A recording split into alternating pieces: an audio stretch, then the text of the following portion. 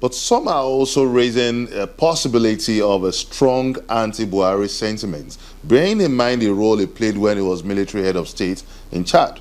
Oh, sorry, I can assure you that that has completely been misreported. I went with President Buhari to Chad on the 4th of June this year, which was the president's 4th day in office. You remember that his first week as president, after his swearing in, he paid a visit to Niger and Chad. President Buhari received an overwhelming welcome in N'Djamena. People lined up from the airport through the entire route that he took, almost mopping the motorcade that drove him to his hotel. So anyone who talks of anti-Buhari sentiment in Chad is not telling the truth. Perhaps we should also review the security reports concerning Chad's role in the removal of the first commander, which was a Nigerian, in Mali when the African Military Intervention Force was inaugurated. We had security reports that Chad played a role in the removal of a Nigerian. Sometimes I don't know where people get the sources of their story. I said a little earlier that it is a very good lesson to cross-check. It couldn't have been Chad alone that took the decision to remove the Nigerian force commander.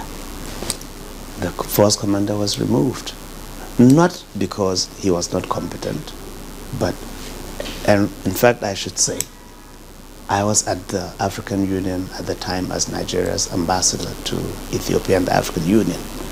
It was a lot deeper than that. There was a reconfiguration that brought in the United Nations. And so the decision ceased to be ECOWAS, which moved in first, the African Union, and then the United Nations. It became a and international force. Let's still dwell a bit more on the multinational joint task force. The recent summoning of all the defense chiefs of the participating countries, we had reports that there were a lot of conflicts about the mode of operations, about the modus operandi, and doesn't that suggest that the multinational joint task force may not be the solution to tackling insurgency? I don't know why you want to be fixated on the notion that the multinational approach is a wrong approach. I emphasize here with every strength of my fiber that I can gather to say that the multilateral approach is indeed the best solution and the best track to toe. If Nigeria insists, and thankfully we are not insisting, that we'll go it alone, the war will be prolonged. I did say that the insurgents will be given a base to regroup, be given a base to train, and also will be given a base to beat a retreat when there is a pursuit. But right now, they have no hiding place. And that is one of the deciding factors in the tide being turned against them. Moreover, the cooperation of the neighboring countries. Remember, this builds a solid ring around Nigeria. So completely, Boko Haram and its elements are isolated. It's a matter of time.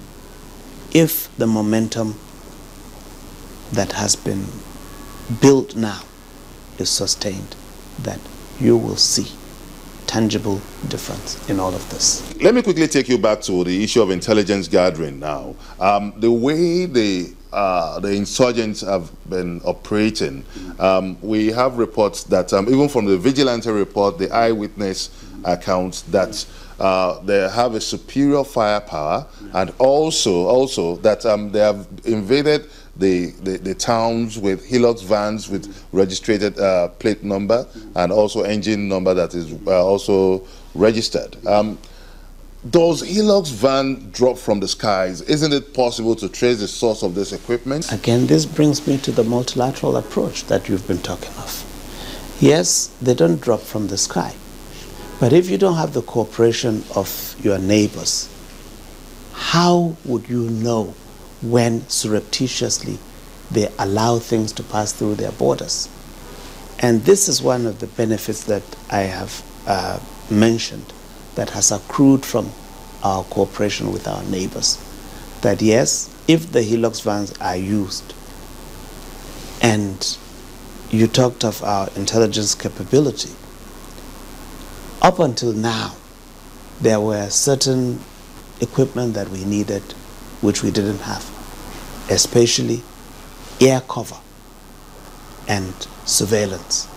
But with satellite beaming on them, better equipped military and intelligence agents, we will enhance our ability to gather the right intelligence that will inform the right steps to be taken by government.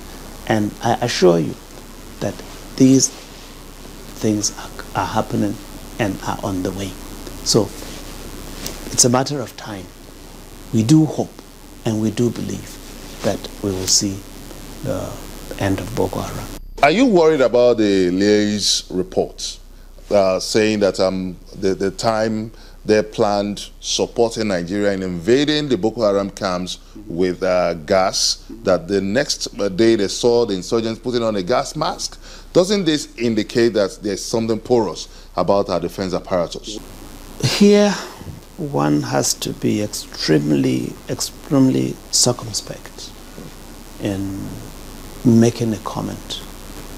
First, for me personally, I do not have access to all the intelligence and information on the modus operandi of Boko Haram, and that it is not impossible. I'm not admitting here when I say it is not impossible that some stray elements sometimes, as we have seen and are continuing to witness, that you wake up and find individuals with certain persuasion.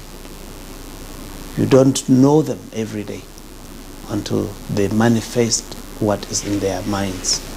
And if anyone has compromised their positions, then it is a matter of the individuals not owning up to their integrity. Okay. And here,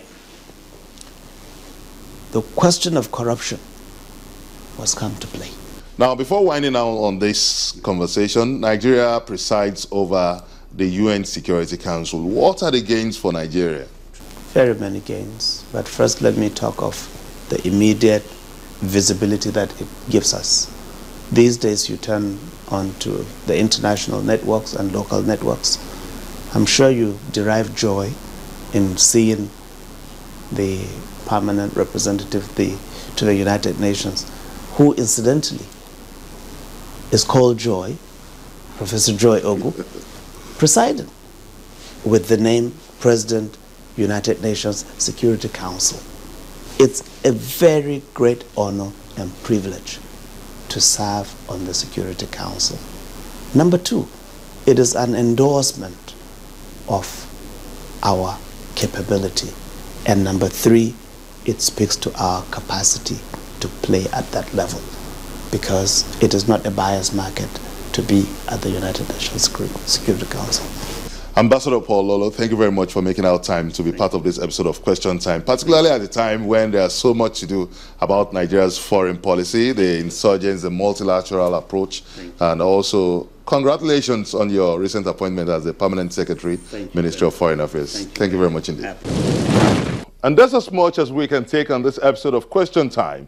You may also send us a comment on our various social media platforms showing on your screen. Join us next week on another exciting episode of the show on Channels Television. Many thanks for watching. I'm Benga Ashiru saying goodbye.